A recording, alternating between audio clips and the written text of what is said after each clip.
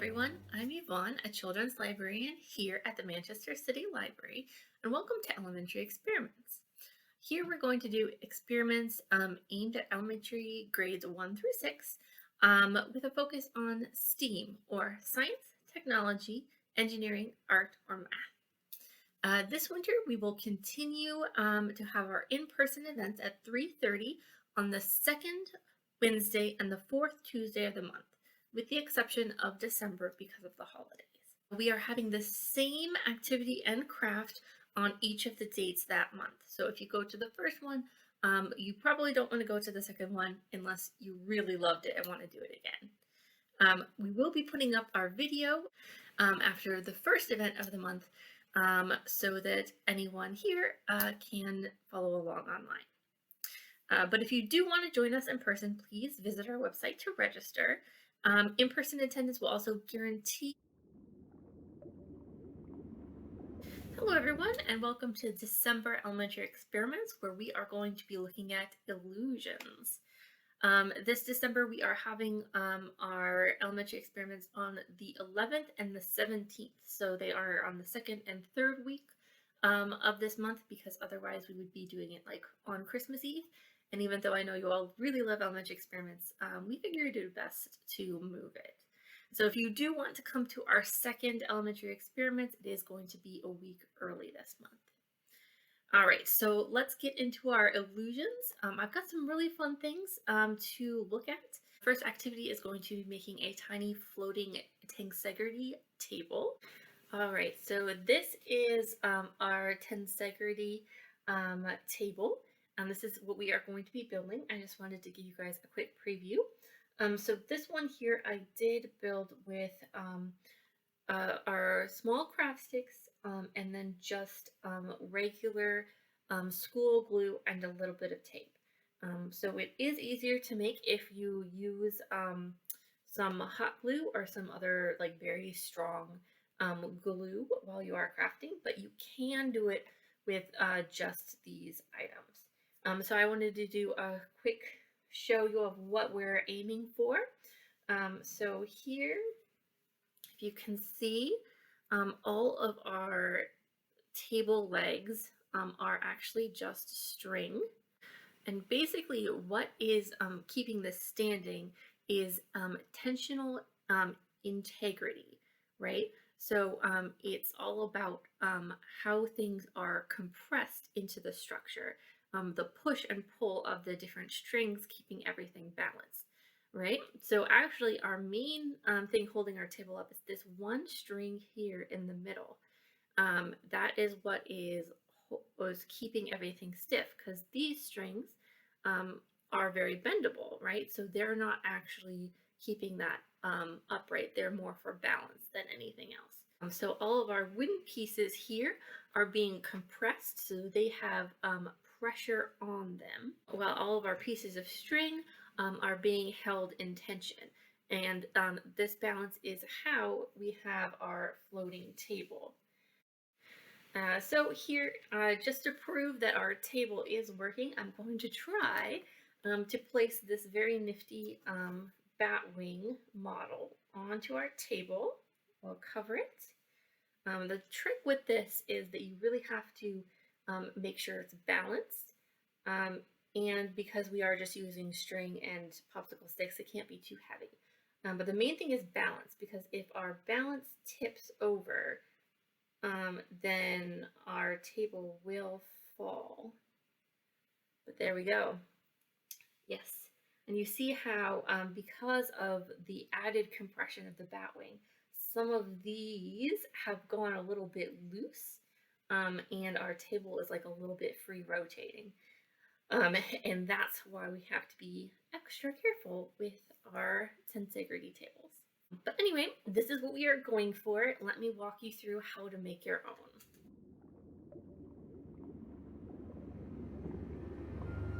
All right, so to make our tensegrity tables, we are going to need 10 of our popsicle sticks. We're going to need something to cut the popsicle sticks with. You probably might need to get an adult for this. I used some wire cutting pliers. Probably not necessarily the best choice, but it does work, although it does take some effort. So again, consult your adult on the best way to cut these. They can also go flying when you cut them, the ends of them. So best to wear protective eyewear, if not, get an adult to do it for you. But like I said, you're going to need these two here to make our struts that we are going to connect with the string. So these don't necessarily need to be a specific length, but they do need to be the same length, right? So you're going to take about an inch off the top, and then you're going to make a 45-degree angle. So remember, if the corner of a like a piece of paper, this is a 90-degree angle, and a 45 is half of that, right? So if we were to do a 45-degree angle, pardon me as I figure this out, so 90-degree and then divide it in half, this is about a 45-degree angle. And this is kind of what we're going for the angle that we are going to cut. Again, it doesn't have to be exactly 45, but the two that you are making do need to be basically the same. And then for the second one, I'm just going to make sure that they match here close enough. All right, so now what we want to do is we want to attach our new little struts here to the middle of our popsicle sticks. This was actually the hardest part to do without hot glue. I did put on like regular glue and then I had to tape it for like added support. Really, it is so much faster and easier if you guys can get a hot glue gun or like a very strong, fast drying glue. Again, I suggest letting an adult know what you're trying to do. They might have good suggestions or be able to provide supervision to make this safe. So remember, when doing elementary experiments, we want to be safe first, then have fun, and then also hopefully learn something. So we cover that in hot glue. And we stick them together. It might not be beautiful, but hopefully it'll work. And then we do want to hold this until the glue dries, because if you do leave it alone, it will start to tip over. So we are going to get back to you guys once I have got these glued in. All right, so now I have my two main struts ready. So now we are going to build our squares around them. We're going to need our other three. And what I'm going to do is I am going to put these on the bottom. That way it'll be easier to wrap our string around when we are making our stabilizing struts with our yarn, our twine. And again, I am just going to glue these into place on the corners. So we are going to make a square. Again, this part you can definitely do with regular glue, no problem. But I want to make it faster. So I'm going to go ahead and continue using my hot glue. Now we have our two squares with our struts down here. And now we are going to attach the yarn. These I actually made a bit longer than my previous one. They're probably too long. Probably should have trimmed those down a little bit more, but I'm going to see if I can make them work. So basically we need to attach yarn from this to this here. And it's up to you kind of how long you want it. You want to make sure that it's not too long because we don't want it to go like through the table when it's sitting here. It has to be, you know, the string has to be short enough so that it's not sitting on the ground. It does have to be floating, but other than that, it is kind of up to you. So what I'm going to do is I'm going to take this bit of string and I'm just going to glue it to this at the length that I want it. So it's kind of hard for you guys to see. But I'm just sort of figuring out where I want it to sit. Okay. All right, so mine might still be a little bit high, but here we have the basic of our tensegrity table. And if you're holding it, you can kind of feel how it wants to be held up, right? So if I were to just sort of try and support, you can feel like it's trying to support itself, but it's too wobbly and it is going to tip over. And that is why we are going to add our stabilizing supports here. So basically what we want to do is we want the length of this string to be over the top here, and then down the side. And then we want to double that, and then add a little extra for tying, right? It's better to be safe than sorry, but that's about as long as you want it to be. Okay, and then we're going to use that measurement to get our second one for the other side. Okay, and this is one of those many experiments where it is good to have a partner to help you, but you can manage to do it by yourself if you need to. Because what we're going to do is we need this to be kind of held here, and then we need to tie around the sticks.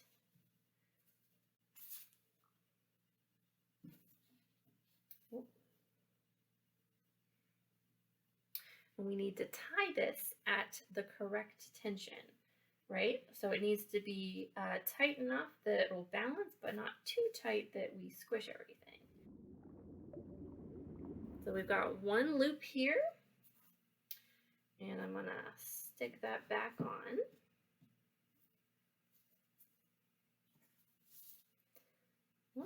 And if you guys can see, one of the reasons why I made it like this is so that this bar here will catch that string. So it hopefully makes it a little easier to keep on there. And then I've got the second one that I cut, and I'm going to do the same thing. But now I have the other side to sort of pull against as I tie. All right, so not too bad. Here we have our table. We've got our loop strings on there. We've got our main tension with our balance.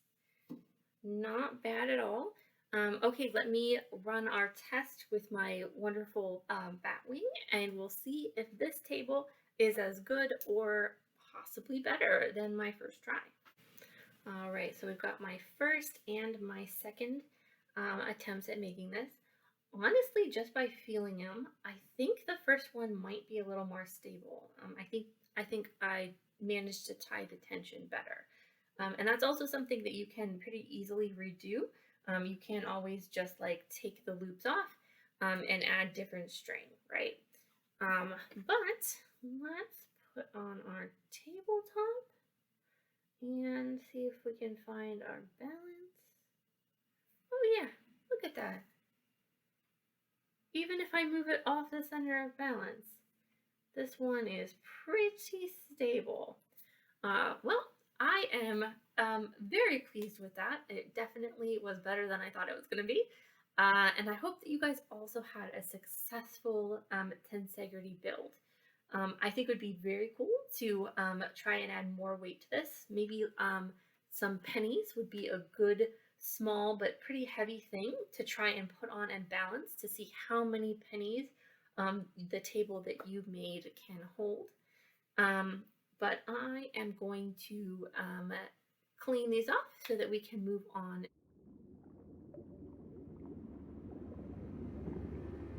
So what we are making for our craft today is going to be a thaumatrope. So basically, these were kind of like cartoons before cartoons. It's basically the same reason that our brains think that that movies are actually moving across the screen is the reason why this toy works. When our brain sees a lot of images in the same space, more or less at the same time, it tries to sort of blend those images together in a way that makes sense to it. And this is why you can do like a flip book, or see a cartoon, or even watch a video like this, where you just see multiple still pictures or frames in a second, and your brain kind of smooths them all out so it looks like one image. Let's pull out our craft and see what we have. So we have, as usual, our instructions.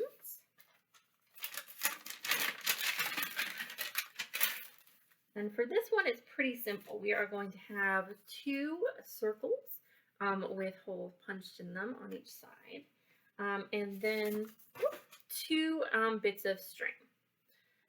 So what we're going to do is, first of all, we have to sort of pause for a moment and think about the image that we want to draw. So think about an image that you can split up into 2 parts that can then be combined into one.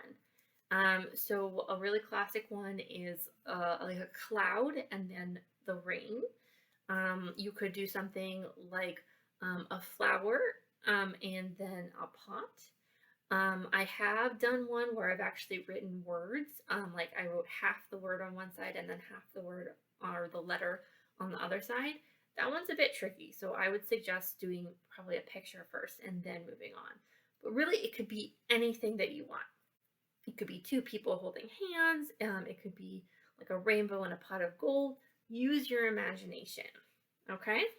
So for our easy example, we're going to do a cloud with rain. Remember, you can make this as complicated as you want, but I'm going to start with this one because it is what is in our instructions, and it is pretty easy. So I'm going to take our 2 circles, and I'm going to have this imaginary line across the middle between the 2 dots, or the 2 holes. And on one, I'm going to draw a cloud in the upper section, and on the other, I'm going to draw raindrops in the lower section. Alright, so we've got my 2 halves of the picture. Now what I'm going to do is I'm going to put them together. You can use glue to keep them really secure, but because we are having a string, you don't really need it. So I'm going to put them together so that both of the drawings are on the top.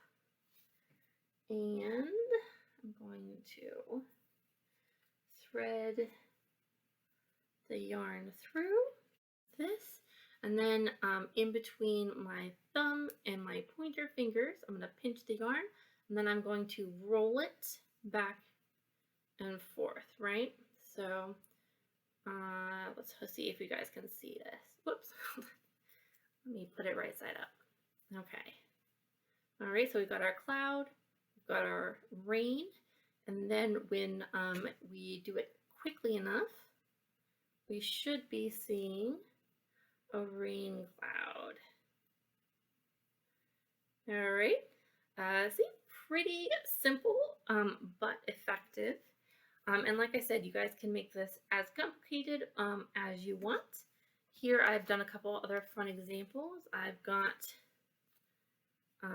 a flower and its stem, like that. And the more complicated one that I told you about, that I tied the yarn up so it would stop falling off on me, I did some words. So I did divide it up, and as you can see, I did not do it across the middle on this one. So really, you don't have to do it across the middle. You just have to make sure that you have it lined up correctly, so that you don't have like some things overlapping when you don't want them to, and that they attach. Like this one was pretty hard. So I tried to put I hurt you on here with I heart and the letter U. I think that these are super fun to make and really nice to give as small gifts because you can make them relatively fast, but they are super interesting and people can interact with them, which is fun. Like I always love to have something to like fidget with. So these are visually interesting as well. So I hope that you had fun making our thaumatropes and learning a little bit about how our brains and our eyes make cartoons make sense for us. Go forth and make more if you would like. All right, everyone, I hope that you enjoyed looking into some illusions with me. There are so many more. It was really tough choosing what to go over with this one. If you all really enjoyed it, I would love to look at some other illusions later on. But if you are interested and you don't want to wait for me to do another elementary experiments on it, there are definitely a lot of really cool books and other resources at the Manchester City Library and in our consortium if you would like to look. I will have some recommendations at the end of this video. I did also want to remind you all that coming up in the new year, we are going to have both our Slime of the Month Club and our winter reading. So if you're interested in either slime or our winter reading, please visit our website to register for both of those. Our winter reading is going to be for ages 5 through 18 this year, although our slime is just for ages 1 through 6, just like elementary experiments. So that is all that I have to update you guys on. I will hopefully see you later. But until then, goodbye.